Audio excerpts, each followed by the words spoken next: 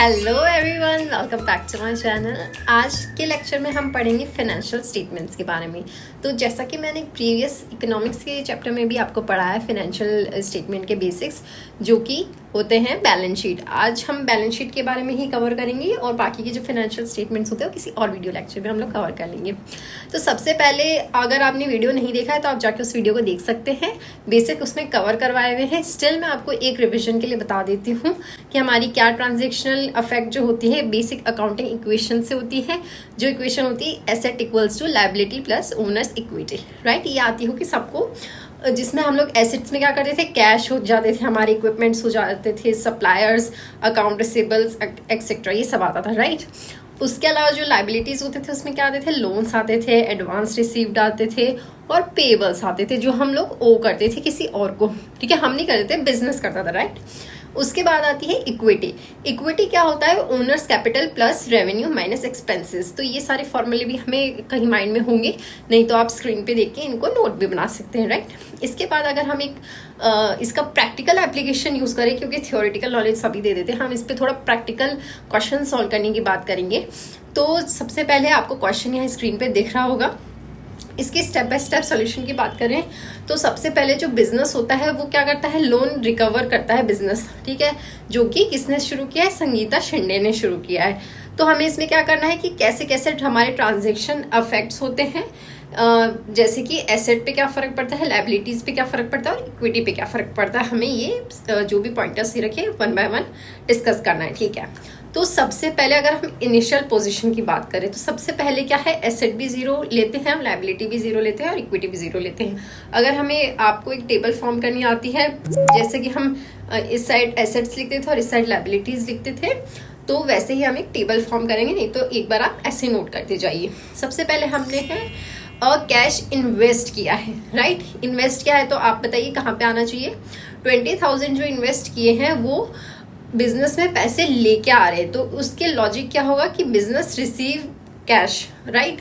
तो एसेट हमारा इंक्रीज हो जाएगा। एसेट इंक्रीज हो जाएगा तो एसेट में आप लिख दीजिए कैश प्लस 20,000, राइट।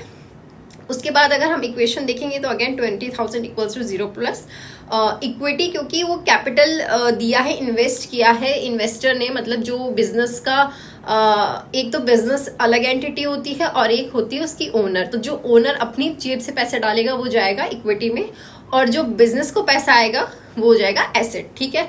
तो इक्विटी क्या हो गई, इसमें इक्विटी हो गई कैपिटल के नाम पे प्लस 20,000। उसके सेकेंड पॉइंट आप देखेंगे तो bought equipment for cash ₹12,000, right. तो अब क्या हुआ, इक्विपमेंट इंक्रीज हुआ डेफिनेटली, तो कैश क्या हुआ, डिक्रीज हो गया। कैश डिक्रीज हो गया तो टोटल एसेट क्या हो गया, सेम हो गया। तो अब हमने क्या किया, क्योंकि इक्विपमेंट हमने खरीद लिया और इक्विपमेंट हमारा क्या आता है, एसेट है, तो हम उसमें करेंगे प्लस 12,000 और कैश में से क्या करेंगे, क्योंकि वो जो कैश था हमारे पास उसी से हमने 12,000 दिए, तो उसमें से हम अब माइनस 12,000 रुपीज कर लेंगे, ठीक है। तो अब क्या हुआ कि कोई उस पर इफेक्ट नहीं आया, ठीक है। ओनली एसेट का जो कंपोजिशन होगा वो चेंज होगा, ठीक है। ये लॉन्ग टर्म में हमें नहीं पता चलता बिकॉज हमारी फर्स्ट प्रॉब्लम है, तो इसलिए हम इसको डिस्कस करते चलेंगे। अब एसेट क्या हो गया, पहले से कैश था 20,000, अब उसमें से हमने कैश में से 12,000 लेके इक्विपमेंट खरीदा तो माइनस 12,000 कर देंगे, तो कैश हमारा हो गया 8,000 और इक्विपमेंट हो गया हमारे 12,000 के, तो टोटल एसेट्स वापस से 20,000 ही हो गया, ठीक है। अब आया थर्ड जो सी हमारा है, paid rent deposit which is 5,000, ठीक है। तो अब जो डिपॉजिट है वो एक एसेट है because it can be recovered later, ठीक है। क्योंकि रेंट हमने दिया है तो हम उसको क्या एसेट मानेंगे। लॉजिक सिंपल सा, ये कैश हमारा डिक्रीज हुआ तो रेंट डिपॉजिट जो हुआ वो एज एन एसेट इंक्रीज हो जाएगा। तो रेंट डिपॉजिट प्लस 5,000 हो गया, क्योंकि रेंट क्या अभी तक हमने उसकी सर्विस ली नहीं, हमने इन एडवांस पे कर दिया है उसको, ठीक है। अगर हमें किसी को बकाया होता, किसी को उधार देना होता तब लायबिलिटीज में जाता, क्योंकि हमारा उधार तो है नहीं, हमने तो एडवांस पे किया है, तो वो हमारा एक एसेट होगा, बट उसको हम कैश में से माइनस कर देंगे, ठीक है। उसके बाद हम देखेंगे प्रोवाइडेड सर्विसेज फॉर कैश 19,000, ठीक है। तो इसका क्या होगा कि कैश रिसीव्ड हुआ, मतलब कैश हमको मिला है, तो एसेट क्या होगा, डेफिनेटली इंक्रीज होगा, ठीक है।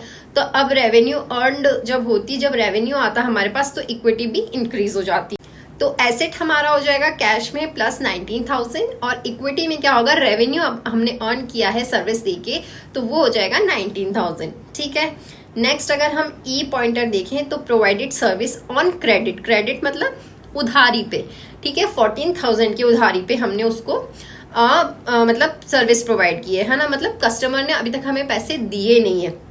तो इसका सिंपल सा लॉजिक ये है कि business will receive money later, की बिजनेस बाद में रिसीव करेगा, मतलब आएगा तो सही पैसा, तो वो कहाँ जाएगा, अकाउंट्स रिसीवेबल में, जो कि होता है एसेट, क्योंकि हमने देना तो है नहीं किसी को पैसे, तो हम लाइबिलिटी में क्यों लिखेंगे, तो हम उसको लिखेंगे एसेट में, ठीक है।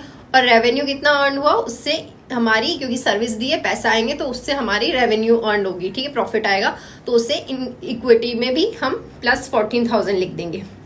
नेक्स्ट एफ है पेड सैलरी 8,000। अब क्योंकि हमने सैलरी एक एक्सपेंस होता है, हमारा खर्चा है, सैलरी हमको देनी है, ठीक है, उधार नहीं है पर हमें सैलरी देनी है। तो लॉजिक क्या है कि कैश डिक्रीज हो जाएगा, तो एसेट्स में से कैश डिक्रीज कर देंगे -8,000, और एक्सपेंस में क्या कर देंगे कि ओनर्स इक्विटी में से एक्सपेंस माइनस, क्योंकि हमने फॉर्मूले में देखा था माइनस एक्सपेंसेस होता है, तो वहां से हमें 8,000 माइनस करने पड़ेंगे। नेक्स्ट जी अगर है, जी पॉइंटर है collected payments from past invoices 8,500, ठीक है। इनवॉइसेस क्या होता है गाइस, इनवॉइसेस होता है जैसे कि हम कई बार आप शॉपिंग बिल्स होते हैं, आपको वो एक बिल पकड़ा देता है, शॉपिंग आप डीमार्ट चाहिए कहीं पे भी जाइए तो वहाँ पे आपको एक जैसे, तो वो आपका, आप उसका क्या होता है, बिल है, बट वो बिल नहीं होता, वो इनवॉइस होता है, ठीक है।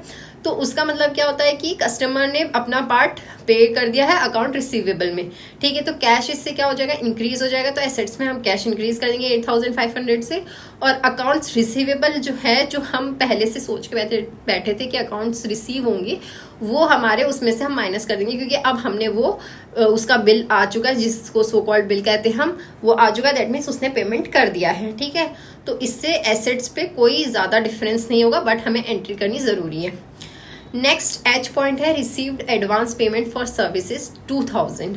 तो इसका क्या है, सर्विसेज अभी तक प्रोवाइड नहीं की गई है, services are not yet provided.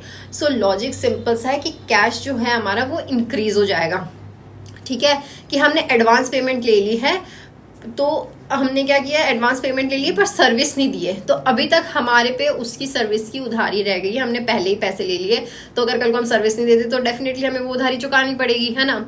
तो इसीलिए हम क्या करेंगे, कैश तो हमारा इंक्रीज होगा, तो कैश में 2,000 इंक्रीज होगा, बट उसके साथ साथ हमारी लाइबिलिटी भी इंक्रीज हो जाएगी, क्योंकि अभी तक बिजनेस किसी को ओन कर रही है सर्विस, तो अनअर्न्ड रेवेन्यू में हम लिख देंगे 2,000 अपना, ठीक है। इसको हम अनअर्न्ड रेवेन्यू कहेंगे, ये भी आप टर्म याद रखिएगा, याद की लाइबिलिटीज में। नेक्स्ट आई है पेड रेंट 500, ठीक है। अब हमने फिर से रेंट पे कर दिया, तो ये आप सब कर सकते हो कि कैश माइनस हो जाएगा 500, और रेंट एक्सपेंसेस जो इक्विटी में आएगा, एक्सपेंस के तौर पे हमने खर्च किया है, तो उसमें हम -500 कर देंगे, ठीक है।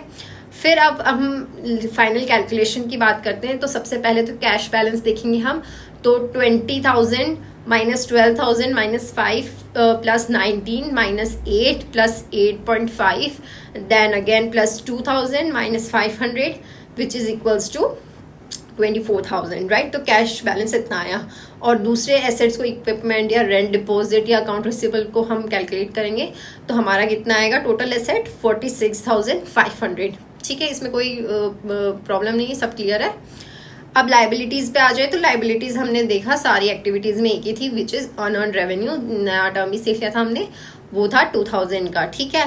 अब इक्विटी कैलकुलेशन की, जब हमने जो कैपिटल इंट्रोड्यूस किया था, उसने शुरुआत में 20,000 का, उसके बाद रेवेन्यू था 33,000 का, फिर उसमें एक्सपेंसेस थे, और फाइनली फॉर्मूला लगा के हमने निकाला 44,500 इसकी टोटल इक्विटी होगी।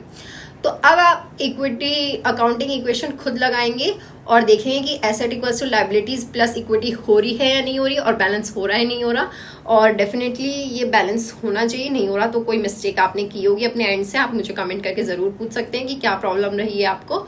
और आई होप आपने नए कॉन्सेप्ट सीखे हो, इस वीडियो के थ्रू एक नई प्रॉब्लम सीखी हो, और आज ऐसे और भी आप प्रैक्टिस कर सकते हैं खुद से, और अपने आप को इस बैलेंस शीट वाले जो भी स्किल्स है उसमें आप काफ़ी आगे तक जा सकते हैं।